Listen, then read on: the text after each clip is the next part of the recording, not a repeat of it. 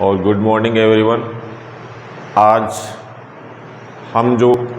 हमारा जो टॉपिक चल रहा है अभी कंटिन्यू कुछ दिनों से, उसका नाम है मनुष्य में पोषण।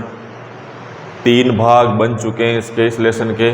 जो मनुष्य में पोषण है, जो अपना 10th क्लास का लेसन है, कौन सा, जो 6 नंबर का लेसन है जैव प्रक्रम, उसका जो मानव में पोषण जो भाग चल रहा है उसके बारे में हम अध्ययन करेंगे। इससे पहले हम पढ़ चुके हैं जो सेकंड वाला भाग था इस लेसन का, उसके अंदर हमने पढ़ा था जो भोजन का जो पाचन होता है वो मुंह से स्टार्ट होकर ईसोफेगस के माध्यम से स्टमक तक पहुंचता है। और स्टमक का जो आपने लास्ट वीडियो कल देखा होगा पार्ट नंबर 3, उसके अंदर स्टमक के बारे में बताया था। अब स्टमक के बाद हम पढ़ेंगे स्मॉल इंटेस्टाइन यानी कि छोटी आंत, स्मॉल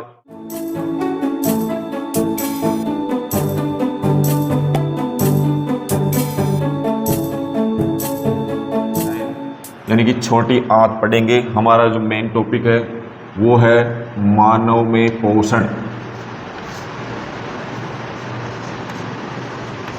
मानव में पोषण यहाँ दिख रहा होगा आपको। हमारा जो अब इसके अंदर जो टॉपिक है वो आमाशय के बाद यानी कि स्टमक के बाद जो चौथा टॉपिक आता है यानी कि 4th नंबर का टॉपिक आता है वो है बेटा अपना चौथा है स्मॉल इंटेस्टाइन यानी कि छोटी आंत। इसको शुरू करने से पहले मैं आपको एक चीज़ बता दूं कि जो आमाशय के अंदर कुछ एंजाइमों के माध्यम से जो प्रोटीन का पाचन हुआ था, उसके बाद जो वो मिक्सर था फूड का, खाने का जो भोजन था अपना, उसका जो मिक्सर था उसको बोला गया था काइम। काइम जो है अब आमाशय से निकलकर स्मॉल इंटेस्टाइन के अंदर पहुंचेगा यानी छोटी आंत के अंदर पहुंचेगा। इस वीडियो के अंदर हम इसी टॉपिक को फोकस करते हुए सारे इंपॉर्टेंट क्वेश्चन जो यहाँ से निकलते हैं, वन लाइनर ऑब्जेक्टिव टाइप के, और जो आपके लघुतरात्मक अति लघुतरात्मक क्वेश्चन आएंगे वो उनको फोकस करते हुए मैं इस वीडियो के अंदर ये बताऊंगा। जो इसका PDF नोट्स आपको डल जाएगा आज, तो आपको उसको देखना भी है। उसको देखकर ही, उसको पढ़ने के बाद ही जो वीडियो बना रहा हूँ उनको देखने, आपको वहाँ से ज़्यादा समझ में आएगा। इस चीज़ का ज़रूर ध्यान रखें। ये जो नोट्स जो डाले जा रहे हैं और वीडियो जो डाले जा रहे हैं एक दूसरे पर निर्भर है। आप उसको पढ़ोगे नोट्स को और फिर वीडियो को देखोगे तो बहुत अच्छी तरह से और ज़्यादा समझ में आएगा आपके। ठीक है, तो अब देख लीजिए, अगर मान लो जो स्टूडेंट अभी जुड़े हुए नहीं है हमारे ग्रुप से, तो वो 10th क्लास में जो पढ़ते हैं वो जुड़ सकते हैं हमारे ग्रुप से, और उससे आपको PDF नोट्स भी मिलेंगे और वीडियो तो वैसे ही मिल रहे हैं आपको, कोई दिक्कत नहीं है। लेकिन PDF नोट्स के सहायता से आपको पढ़ने में बहुत, यानी कि एग्ज़ाम के अंदर बेहतर परफॉर्मेंस के लिए, यानी कि बेहतर वहाँ पे आप लिख पाओगे, उसके लिए PDF नोट्स ज़रूरी है। तो PDF नोट्स के लिए आपको हमारे ग्रुप से जुड़ना पड़ेगा। इसके लिए आप मुझे कांटेक्ट कर सकते हो और ग्रुप में जुड़ सकते हो। ठीक है, अब देखो स्मॉल इंटेस्टाइन की बात करेंगे बच्चों हम। सबसे पहली बात तो यह है कि मैं इसके 3 भाग बना देता हूँ। इसको कितने भागों में बांटा गया है बेटा? 3 भागों के अंदर इसके 3 भाग हैं। ठीक है, 3 भागों के अंदर पहला है ड्यूडेनम। क्या है?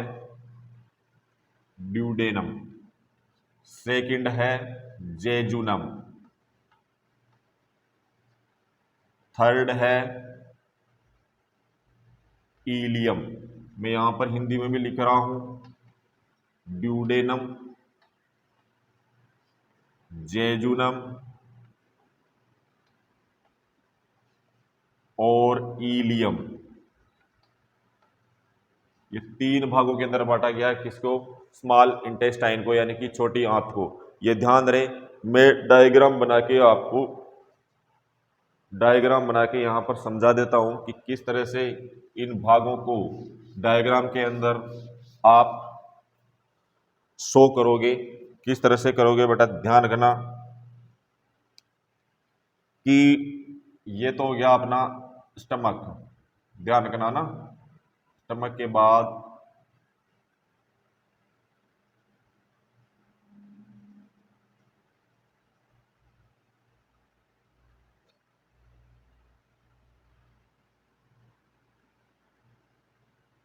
डायग्राम कोई गलत बन जाए तो नाराज मत होना भाई। डायग्राम बनाने का तो प्रयास कर ही रहा हूं मैं वैसे भी। ये हमारी होती है बेटा स्मॉल इंटेस्टाइन। क्या होती है? अब आप देखो इसको, यहां से जो फूड आता है बेटा, पार्टिकल्स जो आते हैं भोजन के, वो कहाँ से आते हैं? स्टमक से। ये ध्यान रखना है ना, कल पढ़ाया था ना मैंने, यानी कि आमाशय से आता है ना, आमाशय से। और मैंने बताया था आमाशय से क्या आएगा, क्या आएगा आमाशय के अंदर, क्या बचा था? काइम। काइम के अंदर क्या होता है? 70% कार्बोहाइड्रेट, तो क्या होता है? डाइजेस्टेड होता है। और 90% प्रोटीन भी डाइजेस्टेड होता है। लेकिन लिपिड और जो फैट होता है वो अनडाइजेस्टेड होता है। उनके मिश्रण को काइम कहा था हमने कल वीडियो के अंदर। तो वो वाला भोजन यहाँ पहुंच जाता है कहाँ पर? स्मॉल इंटेस्टाइन के अंदर। समझ में आई यहाँ तक? मैं इनके पार्टेशन कर देता हूँ। इनके पार्टेशन करेंगे हम, तो जो पहला वाला भाग है बेटा, यहां से यहां वाला, ये भाग तो कहलाएगा आपका ड्यूडेनम। क्या कहलाएगा? और यहां से यहां तक, यहां से यहां तक का भाग कहलाएगा आपके जेजुनम। और यहां से यहां तक का भाग कहलाएगा आपके, लिख लो यहां पे, ईलियम। ये मैंने अभी बताया था थोड़ी देर पहले, आपको क्लियर हुआ होगा। ये पार्टीशन किया है मैंने, ये आपको भी एग्जाम के अंदर करने, जो ये इंग्लिश में टर्म्स लिखी है मैंने, इस चीज़ का ध्यान रखना बेटा। अगर मान लो साइंस पढ़नी है तो इंग्लिश के अंदर टर्म्स जरूर याद करनी पड़ेगी आपको, इससे आपकी प्रैक्टिस होगी। और साइंस जो लेता है स्टूडेंट, कहाँ जाता है? मेडिकल के अंदर ही जाता है। मेडिकल के अंदर इंग्लिश का ही काम होता है।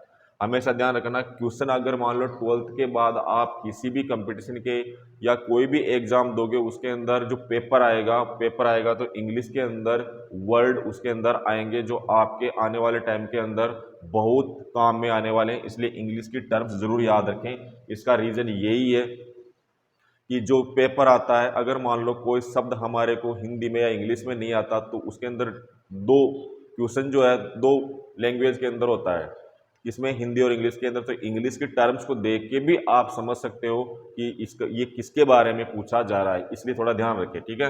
वैसे पीडीएफ नोट्स के अंदर हिंदी में भी लिखा हुआ आपके ये। तो ड्यूडेनम हो गया, जेजुनम हो गया, ईलियम हो गया बेटा। ईलियम हो गया, तो यहाँ पे जो ये भाग है अपना, मैं स्टमक से जो भोजन आ रहा है उसको मैं मिटा देता हूँ। ध्यान रखना ना, स्टमक से जो भोजन आ रहा है उसको मैं मिटा देता हूँ। आपको याद रखना है कि स्टमक से भोजन स्मॉल इंटेस्टाइन के अंदर ही आएगा। तो यहाँ पर जो भाग होता है, यहाँ पर ड्यूडेनम में, यहाँ पर ध्यान रखना, एक भाग होता है,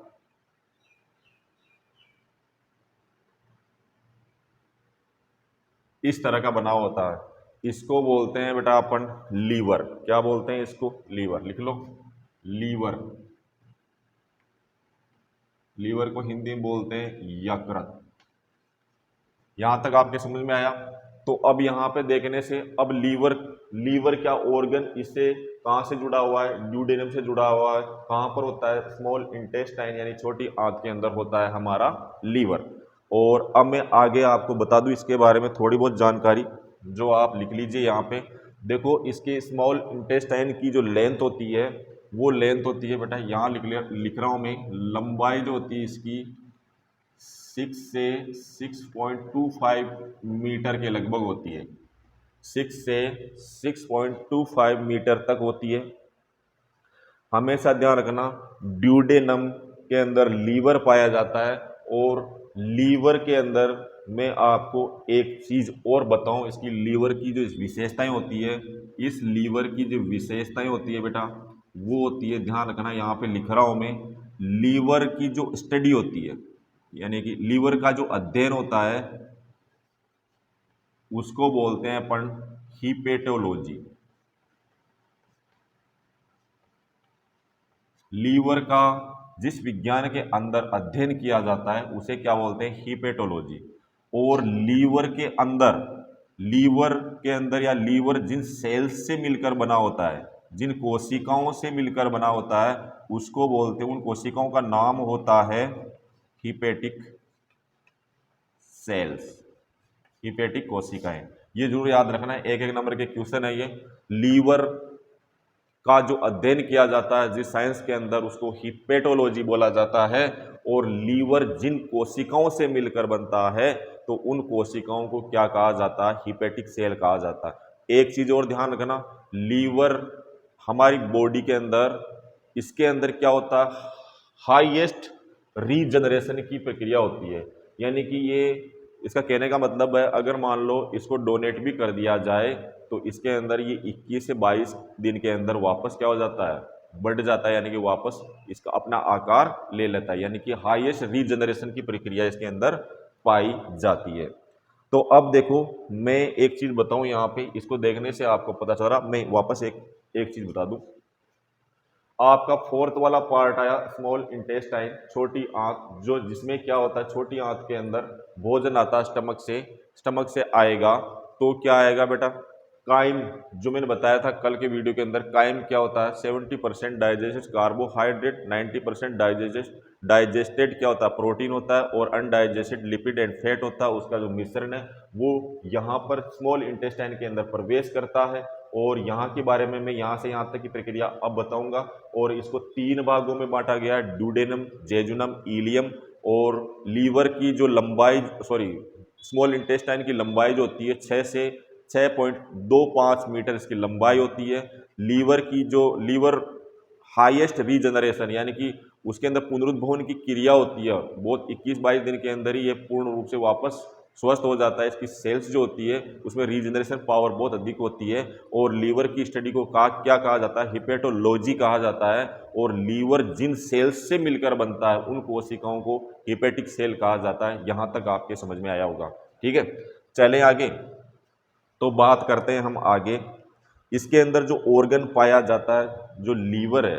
अब लीवर क्या करेगा बेटा? लीवर का काम देख लो। यहाँ इसकी बात करूंगा मैं। अब ध्यान, तोड़ रहा हूं मैं इसको, ये डायग्राम आपने देख लिया होगा। मैं अब इसको तोड़ूंगा, या आपके जो आगे आगे माइंड में पढ़ाता जाऊं उसको सीखते जाना, है ना।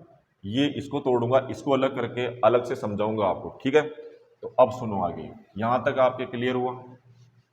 अब मैं इसको तोड़ के लीवर का अलग डायग्राम बना देता हूं, उसका काम क्या होता है वो समझा देता हूं। लेकिन लीवर के बारे में हम जब पढ़ेंगे तो आपके माइंड में पूरा स्मॉल इंटेस्टाइन का डायग्राम आना चाहिए। और उसके उसके अंदर आपको मैं जो लीवर यहाँ पे बताऊंगा, तो स्मॉल इंटेस्टाइन के ड्यूडेनम भाग के अंदर जो लीवर राइट साइड के अंदर जो था, उसके बारे में आपको जानकारी लेने, आपके माइंड में पूरा डायग्राम रहना चाहिए। तो चलो हम लीवर का डायग्राम बना लेते हैं। ये तो मान लेते हैं ड्यूडन, मैं बना देता हूं यहाँ पे आपका डायग्राम, इस तरह से जुड़ा हुआ था वो।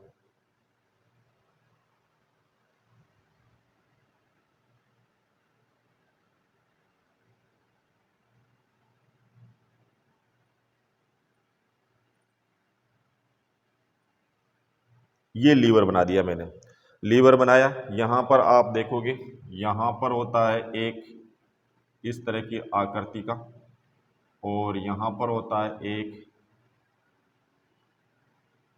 लीफ जैसी आकृति का। ये मैंने वहां से तोड़ा, सुन रहे हो ना, समझ गए ना। ये ड्यूडेनम वाला भाग है यहाँ पर, इससे जुड़ा हुआ था, वहां से तोड़ा मैंने इसको। तोड़ने के बाद मैं आपको बता दूं इसका जो काम होता है, सुन लो इधर, ये क्या है? लीवर।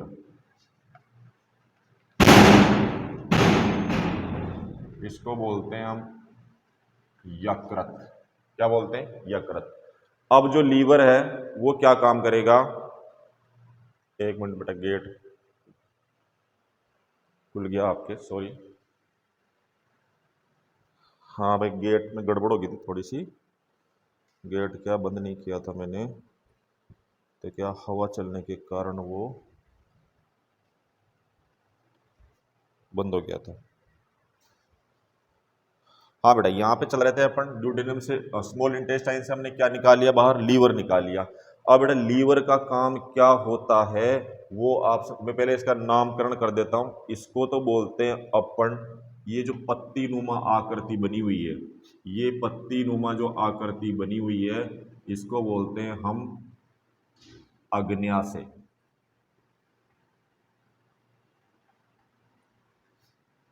इसको बोलते हैं अग्न्याशय, इंग्लिश में भी लिख लो पेंक्रियाज। क्या बोलेंगे इसको?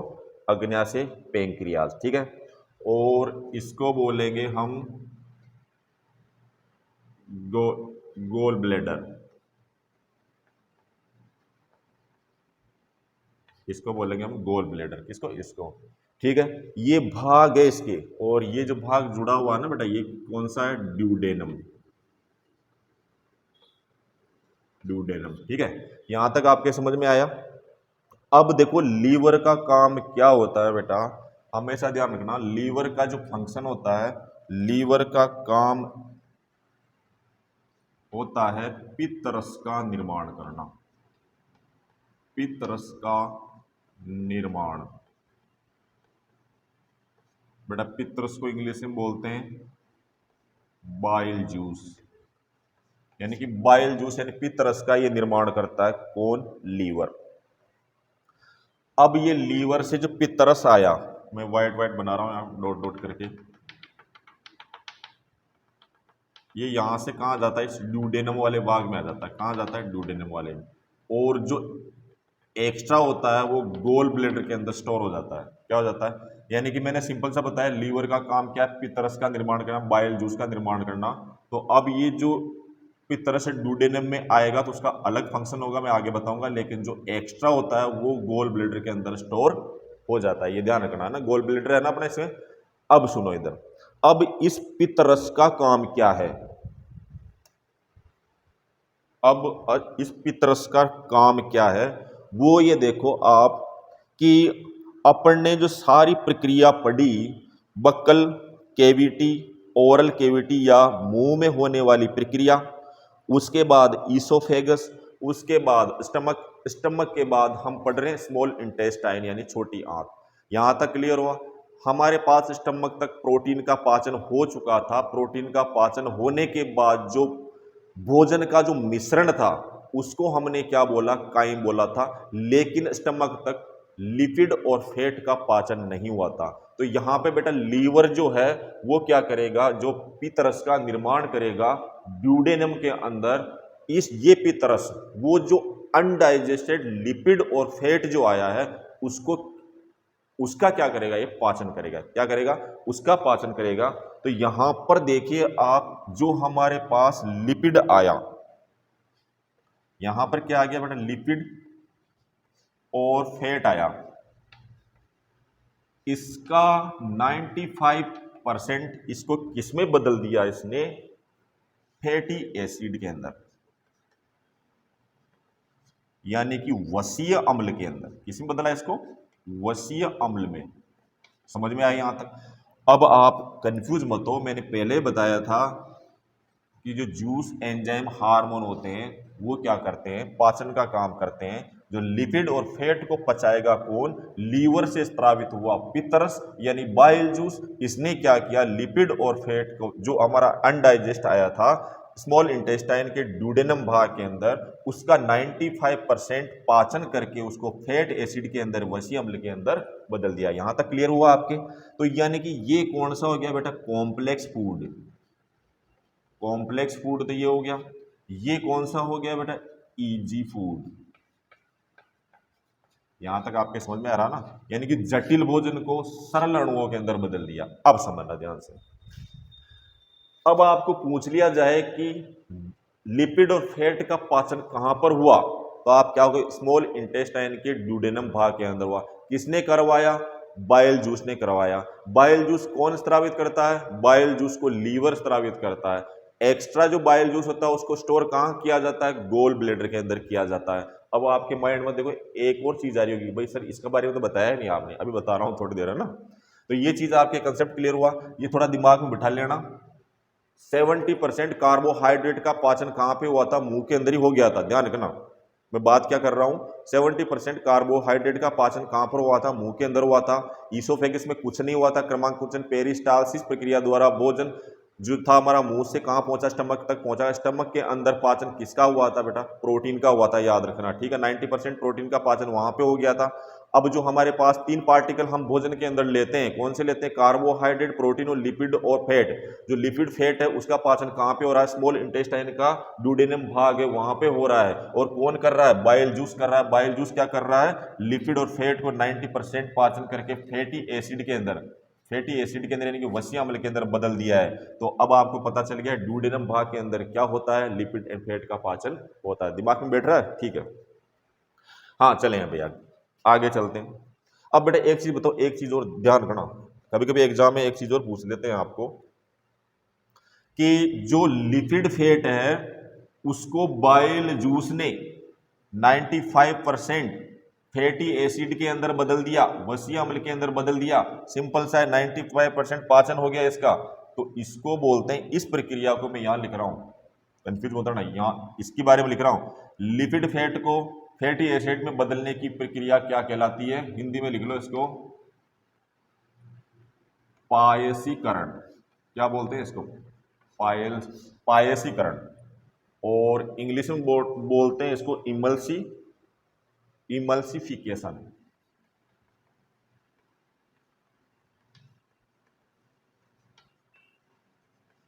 बस ये याद रखना। किसका? ये इधर कंफ्यूज मत होना ना, ये इसके बारे में लिखा है क्योंकि बोर्ड में स्पेस नहीं था। लिपिड फैट को 95% फैटी एसिड में बदलने की प्रक्रिया को पायसीकरण कहा जाता है, इमल्सिफिकेशन कहा जाता है। लिख लो आप एक बार, पीडीएफ नोट्स में भी लिखी हुई है सारी चीज। वीडियो का उद्देश्य है कि आपको पीडीएफ नोट्स अच्छी तरह से समझ में आ जाए। चलो नेक्स्ट चलते हैं।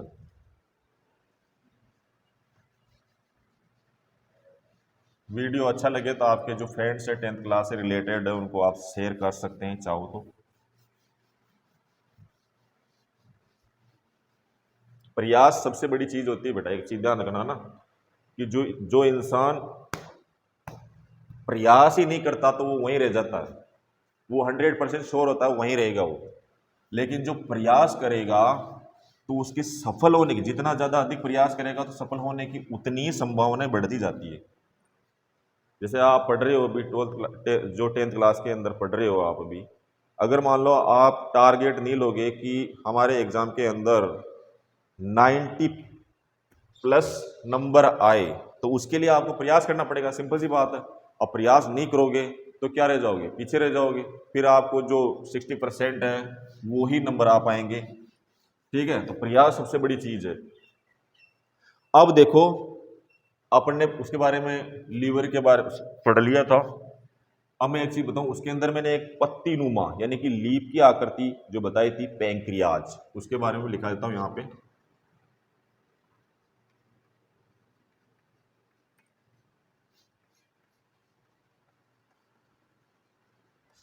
अब पैंक्रियाज, पैंक्रियाज की आकृति कैसी थी बेटा? मैं यहां बता देता हूं, ये इस तरह की बनाई थी ना मैंने वहां पे, इसके बारे में बता रहा हूं, ठीक है। अब इसमें जो पैंक्रियाज होता है उसमें क्या पाई जाती है? मिश्रित ग्रंथि पाई जाती है साहब। इसके अंदर क्या पाई जाती है? मिश्रित ग्रंथि। इसके बारे में बताऊंगा मिश्रित ग्रंथि क्या होती है। मिश्रित ग्रंथि यानी कि इसको इंग्लिश में बोलेंगे अपन mixed gland,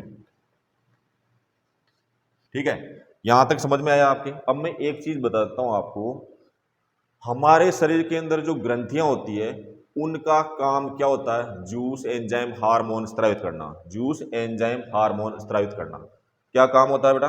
juice enzyme hormone स्रावित करना। तो मैं यहां लिख देता हूं ग्लैंड, यानी कि जो भी ग्लैंड होती है हमारे शरीर के अंदर उसका जो फंक्शन होता है वो क्या करती है? जूस एंजाइम और हार्मोन का सीक्रेशन, इनका स्त्रवण करती है वो, इनका स्त्रवण करती है। जो ग्रंथियां क्या करती है? जूस और एंजाइम स्त्रावित करती है उसको बोलते हैं हम एक्सोक्राइन, एक्सोक्राइन ग्लैंड। क्या बोलते हैं? Exocrine gland. और हार्मोन जो स्त्रावित करती है उसको बोलते हैं, अपन मैं यहां लिख रहा हूं, नीचे जगह नहीं है, एंडोक्राइन, एंडोक्राइन ग्लैंड। याद रखना, मैं हिंदी में लिख देता हूं टर्म्स की। इसको तो बोलेंगे अपन बहिस्त्रावी ग्रंथि, बहिस्त्रावी, हिंदी में लिख लो बहिस्त्रावी ग्रंथि। इसको बोलेंगे हम अंतःस्त्रावी ग्रंथि,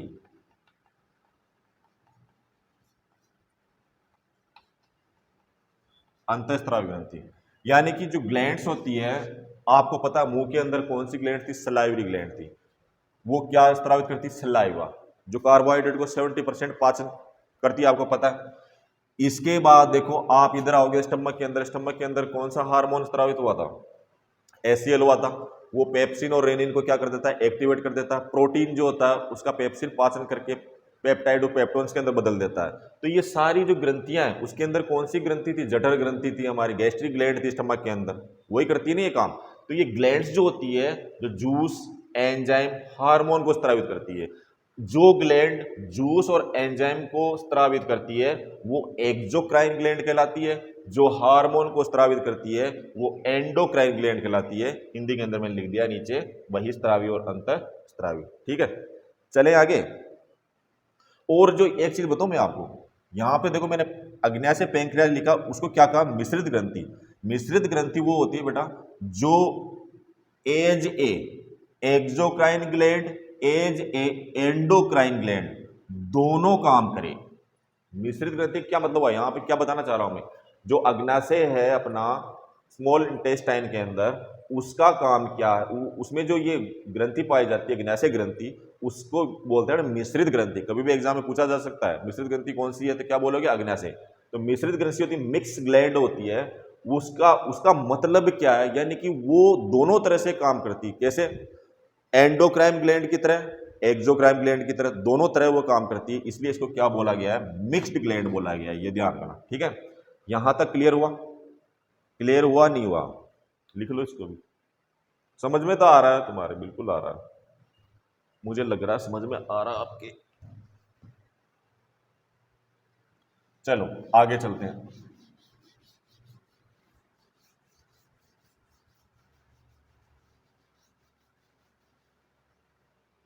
अब बेटा जो इसमें क्या पाई जाती है? पैंक्रियाज के अंदर 4 प्रकार की सेल्स पाई जाती है। क्या पाई जाती है? 4 प्रकार की कोशिकाएं। वो भी लिख लो आप, जो काम में आती है, जो मैं मेन लिखा रहा हूं यहाँ पे। हाँ, 4 प्रकार की कोशिकाएं।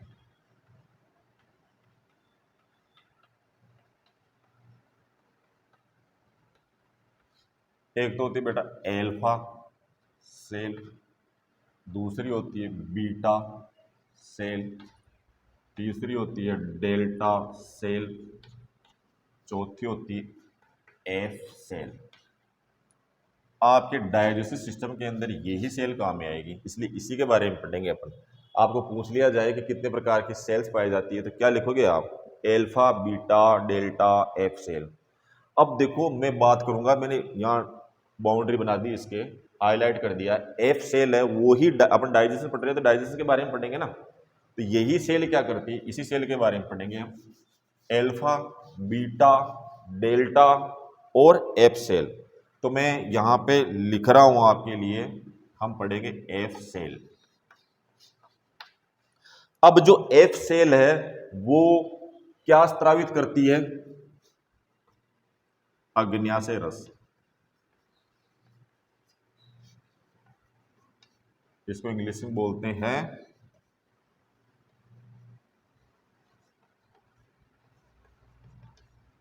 Pancreatic juice. क्या बोलते हैं इसको? पैंक्रियाटिक जूस बोला जाता है, ठीक है।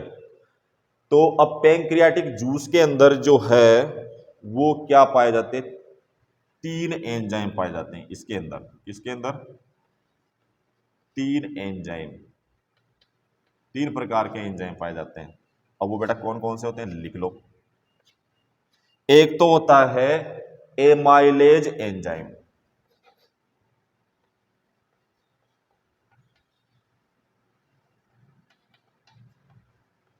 एक होता है ट्रिप्सिन एंजाइम,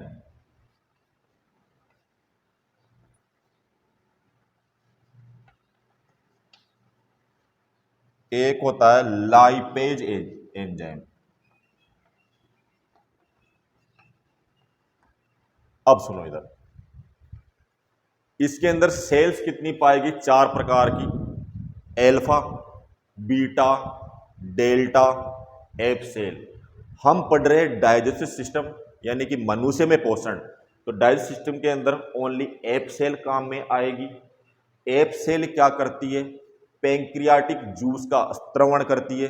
ठीक है, पैंक्रियाटिक जूस के अंदर कौन कौन से एंजाइम होते हैं? एमाइलेज होता है, ट्रिप्सिन होता है, लाइपेज होता है। ध्यान रखना, 3 प्रकार के एंजाइम होते हैं इसके अंदर, एमाइलेज, ट्रिप्सिन, लाइपेज। यहां तक क्लियर है आपके सबके? अब मैं इन सबके काम बता देता हूं ताकि हमारा काम भी स्मॉल इंटेस्टाइन का नहीं होगा, अभी खत्म, बड़ा होगा, एक वीडियो बड़ा होगा सही। अब इन तीनों के काम देख लो आप, इन तीनों के जो एंजाइम, पैंक्रियाटिक जूस यानी अग्न्याशय रस के अंदर कितने एंजाइम पाए जाते हैं? 3 प्रकार के, एमाइलेज, ट्रिप्सिन, लाइपेज एंजाइम पाए जाते हैं। अब सबसे पहले हम पढ़ेंगे एमाइलेज एंजाइम का काम क्या है। सबसे पहले डालते हैं एमाइलेज एंजाइम। एमाइलेज एंजाइम का काम क्या है बेटा? सुन लो इधर, हमने जो भोजन किया उसके अंदर कार्बोहाइड्रेट की अधिक मात्रा थी, मुंह के अंदर 70% पाचन हुआ, 30% अनडाइजेस्टेड कार्बोहाइड्रेट मुंह से कहां तक? ईसोफेगस के माध्यम से, स्टमक के माध्यम से स्मॉल इंटेस्टाइन के अंदर पहुंच गया, ड्यूडेनम के पास आ गया, जो प्रक्रिया हम यहां पर पढ़ रहे हैं। तो 30% अनडाइजेस्टेड कार्बोहाइड्रेट को पचाने का काम जो पैंक्रियाटिक जूस के अंदर एमाइलेज एंजाइम पाया जाता है, वो क्या करेगा? जो 30% अनडाइजेस्टेड कार्बोहाइड्रेट है उसको पचाने का काम ये करेगा। तो ठीक है, हम लिख देते हैं यहां पे कार्बोहाइड्रेट 30% जो आया था, अनडाइजेस्टेड फूड आया था, उसको किस में बदला इसने? ग्लूकोज के अंदर। ग्लूकोज के बाद 100% ये किस में बदल गया? ग्लाइकोजन के अंदर। ग्लाइकोजन के अंदर मैं लिख रहा हूं यहां पे हिंदी में भी ग्लाइकोजन। ये हो गया आपके ग्लूकोज, ये हो गया आपके कार्बोहाइड्रेट। समझ में आया? समझ में आया कि नहीं आया? इंटरेस्ट लेना सीखो। सुनो इधर, हमने मुंह के अंदर क्या लिया? सुनो, पहले 3 पार्टिकल लेते हैं, कार्बोहाइड्रेट लेते हैं, प्रोटीन लेते हैं, लिपिड एंड फैट लेते हैं। 3 पार्टिकल कार्बोहाइड्रेट जो भोजन के अंदर आया, हमारे कार्बोहाइड्रेट का मुंह के अंदर सलाइवरी ग्लैंड से स्त्रावित सलाइवा के माध्यम से 70% कार्बोहाइड्रेट का पाचन हुआ, और वो 30% अनडाइजेस्टेड कार्बोहाइड्रेट क्या हो रहा? हमारे स्मॉल इंटेस्टाइन तक पहुंच गया। उसके बाद यहाँ पर जो पैंक्रियाटिक जूस था, पैंक्रियाटिक जूस 3 प्रकार के हार्मोन स्त्रावित करता है, 3 प्रकार की जूस स्त्रावित करता है, एंजाइम स्त्रावित करता है। तो उसके अंदर क्या हुआ? जो एमाइलेज एंजाइम था, जो 30% अनडाइजेस्टेड कार्बोहाइड्रेट था, उसको ग्लूकोज में बदल दिया। ग्लूकोज में बदलने के बाद 100% वो ग्लाइकोजन में बदल दिया, यानी कि यहाँ पर कार्बोहाइड्रेट का 100% क्या हो गया? पाचन हो गया। तो स्मॉल इंटेस्टाइन के अंदर 100% ब्रेक डाउन ऑफ कार्बोहाइड्रेट। यहां तक समझ में आई? चलो ठीक है। इसके बाद देखेंगे हम ट्रिप्सिन एंजाइम। एक एक चीज को, एक एंजाइम को समझा रहा हूं मैं ना, क्योंकि ज्यादा कचरा हो जाएगा फिर आपके बोर्ड के ऊपर। सुन लो इधर,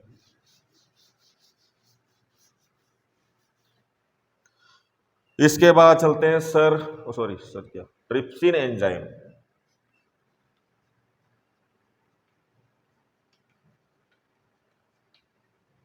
हाँ, ये देखो ट्रिप्सिन एंजाइम। आपको ये चीज याद रहनी चाहिए, पैंक्रियाटिक जूस के अंदर ट्रिप्सिन एंजाइम पाया जाता है, इसका काम क्या है? इस तरह से सारी चीजें याद करनी है आपको ना। अब ट्रिप्सिन एंजाइम क्या करेगा बेटा कि आपने देखा है,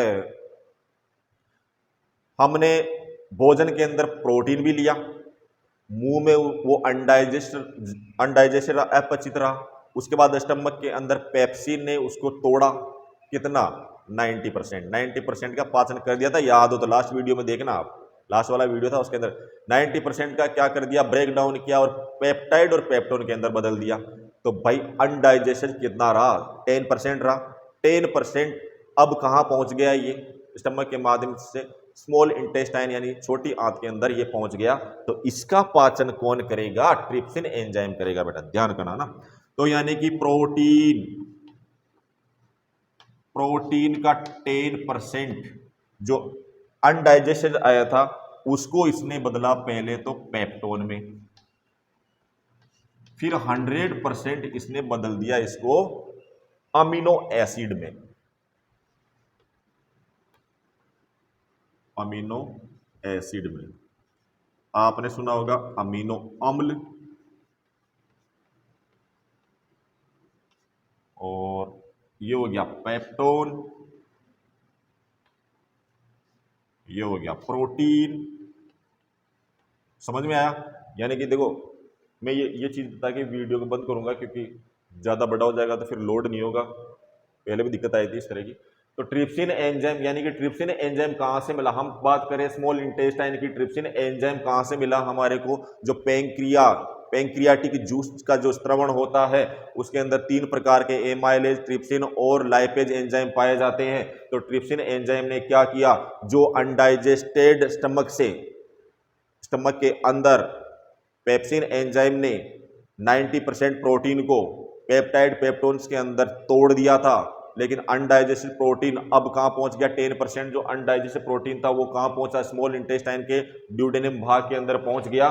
तो प्रोटीन जो हुआ 10% उसको पेप्टोन में बदला इसने 10% को, और फिर पेप्टोन को 100% अमीनो एसिड में बदलकर प्रोटीन का 100% ब्रेक डाउन कर दिया, यानी कि पाचन कर दिया, तोड़ दिया। सुना? अभी तो जो इलियम भाग आएगा हमारा स्मॉल इंटेस्टाइन उसके अंदर होगा अवशोषण, क्या होगा, अवशोषण होगा। ठीक है, अभी तो तोड़ा ताड़ी चल रही है, जो हमने खाना ठूसा ना उसको अभी तो ब्रेक डाउन ही चल रहा है, उसको तोड़ ही रहे हैं अभी तक तो। ठीक है, प्रोटीन 10% पेप्टोन में अमीनो एसिड के अंदर बदल गया 100%, तो प्रोटीन का भी यहां पर क्या हो गया 100% क्या हो गया, पाचन हो गया।